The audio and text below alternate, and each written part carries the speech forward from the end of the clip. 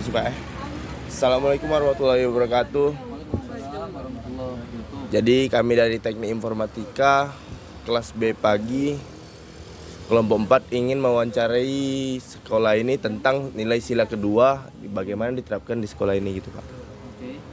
Nah, ini ada beberapa pertanyaan yang sekiranya Bapak bisa jawab.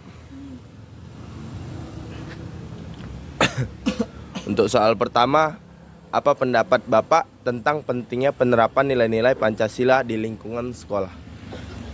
Oke, sebelumnya perkenalkan, nama saya Zainal Riansyah.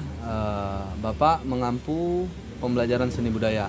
Kebetulan Bapak juga sebagai staf humas di SMAN 20 Batam dan juga tim PPK, penguatan pendidikan karakter. Kalau kita berbicara mengenai pentingnya penerapan sila, bukan sila kedua saja sebenarnya ya, seluruh sila di sekolah itu sangat penting. Kenapa? Karena acuan pendidikan kurikulum merdeka yang dilaksanakan sekarang itu memang mengarah ke karakter. Ada yang dinamakan produk dari kurikulum merdeka yaitu P5. Proyek penguatan profil pelajar Pancasila. Nah, di sana targetnya adalah membentuk karakter siswa-siswi yang orientasinya itu ke Pancasila, yang mana mereka bisa menerapkan dalam kehidupan sehari-hari. Nah, gitu. Oke Pak, cukup jelas. Untuk pertanyaan kedua, bagaimana sekolah menerapkan nilai-nilai kemanusiaan yang adil dan beradab dalam proses pembelajaran di kelas? Oke, kalau kita berbicara teknisnya di kelas yang Bapak sebutkan tadi, untuk proyek P5 itu kita sudah ada jam proyeknya yang sudah diberikan kepada setiap guru untuk melaksanakan di kelas sesuai dengan tema-tema yang dipilih. Nah, tujuan dari karakter yang dipilih itu kan berbeda-beda. Ada bagaimana peserta didik bisa menerapkan gotong royong, bisa menerapkan kemandirian, bisa menerapkan kreativitas, inovatif, berkebinekaan global, dan atas dasar sila kedua kemanusiaan yang adil dan beradab.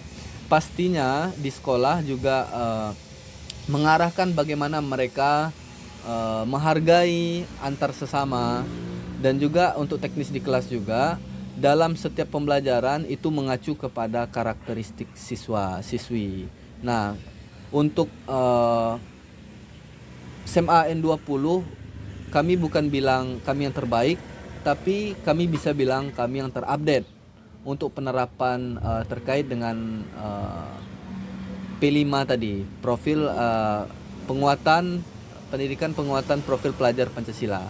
Nah, maka dari itu SMAN 20 sangat gencar dalam menerapkan hal ini. Kita lihat karakter anak-anak sekarang juga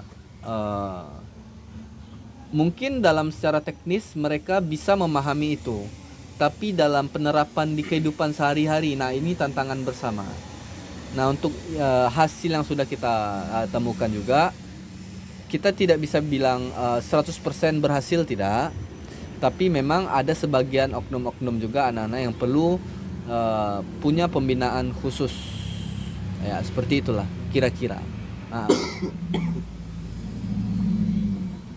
Oke, baik. Terima kasih untuk jawabannya, Pak. Nah, untuk pertanyaan selanjutnya saya yang lanjut ya. Oke. Nah, kalau menurut Bapak ya, bagaimana pihak sekolah tuh menangani konflik antar siswa untuk memastikan kalau semua pihak itu diperlakukan secara adil? Ya. Sekarang kita metode dalam pendidikan itu sudah berbeda dari zaman-zaman kita dulu ya. Sekarang ada namanya tahapan segitiga restitusi. Nah, kalau zaman kita dulu bisa dikeraskan ya.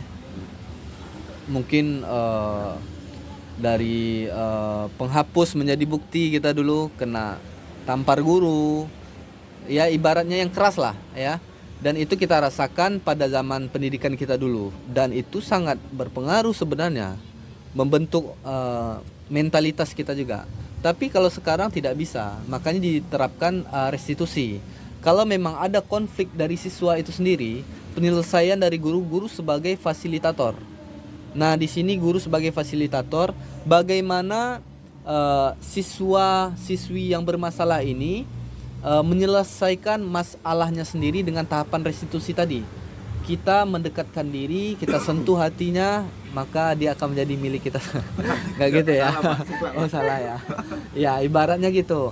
Kalau kita lebih mendekatkan diri kepada mereka, yang kita tanya, mereka berbuat salah, kita cari latar belakangnya dulu. Apa masalahnya? Kita tidak bisa langsung gempor, marah-marah, nggak bisa.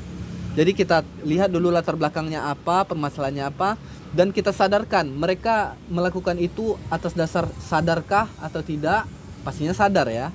Dan mereka melakukan itu apakah mereka sadar akan kesalahan mereka? Oke, mereka sudah merasa salah.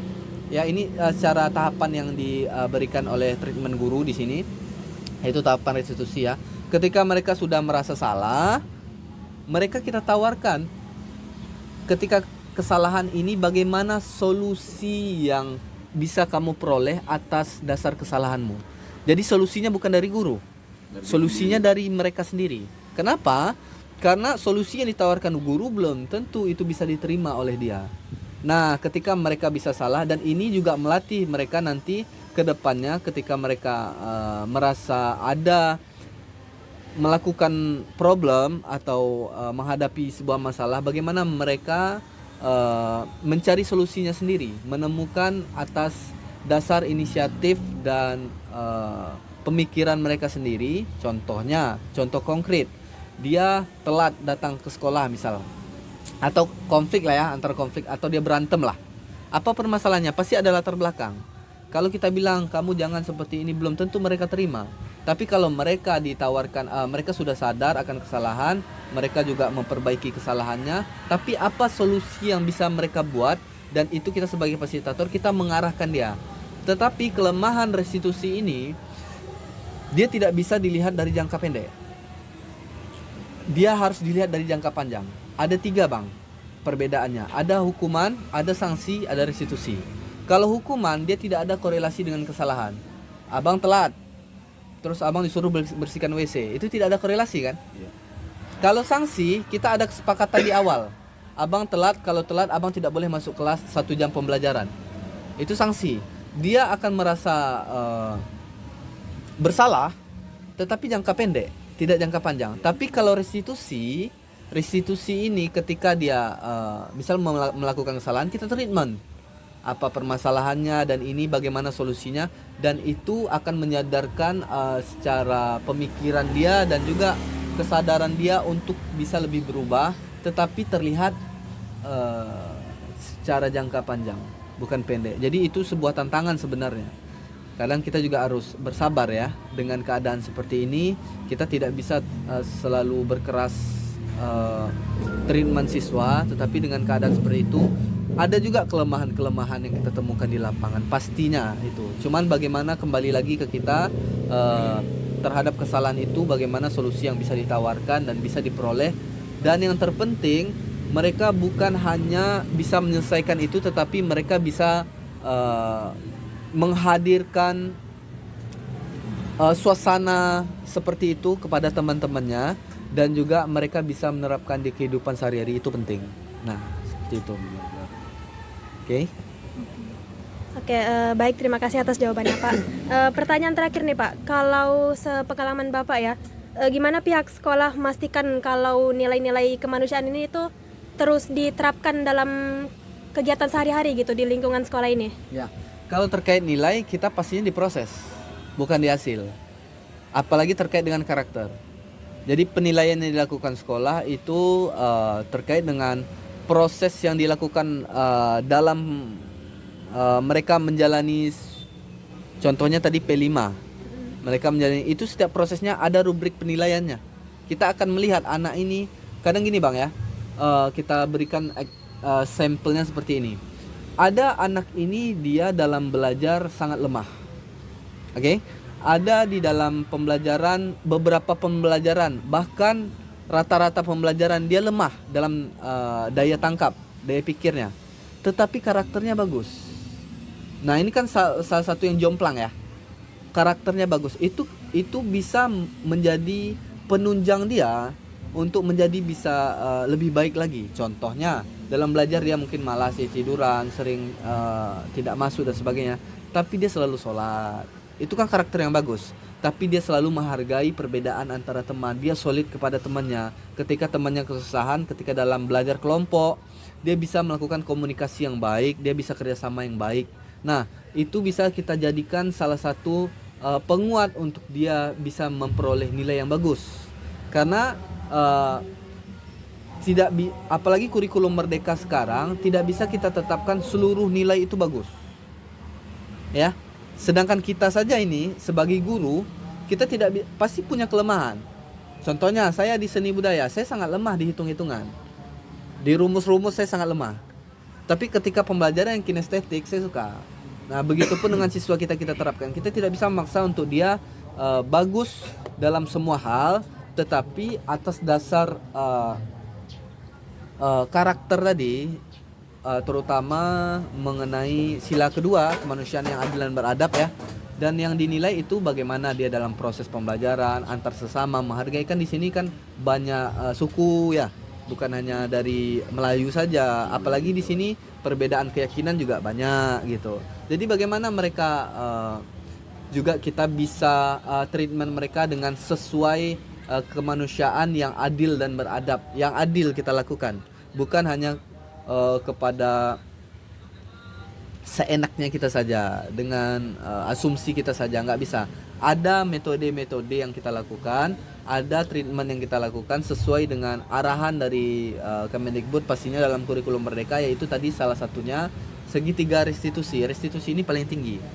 Nah, untuk membudayakan itu masih dalam percobaan, dalam proses on progress lah sekarang. Tetapi untuk hasil yang bisa kita lihat sudah terlihat. Cuman kalau untuk merata masih belum. Tapi kan memang yang saya bilang tadi, untuk restitusi kan itu jangka panjang. Dan satu lagi, ini perlu diketahui juga, SMA N20 itu punya namanya tim PPK, penguatan pendidikan karakter. Jadi setiap anak yang melakukan hal yang positif itu akan ada jurnalnya. Ketika dia melakukan hal negatif, itu akan ada jurnalnya. Contohnya, dia duduk di meja, itu kan negatif. Ya, itu ada jurnalnya. Akan, kalau kelihatan sama guru, akan dicatat dan itu akan direkap per bulan, akan diberikan apa treatment yang sudah diberikan ke anak ini. Apa solusinya dan sebagainya. Jadi secara data kita juga lengkap, secara metode kita juga sudah terarah, dan secara alurnya juga kita melakukan sesuai dengan tahapan-tahapan yang sudah ditentukan oleh Kemendikbud dalam hal kurikulum merdeka dan terkait dengan kemanusiaan yang adil dan beradab itu.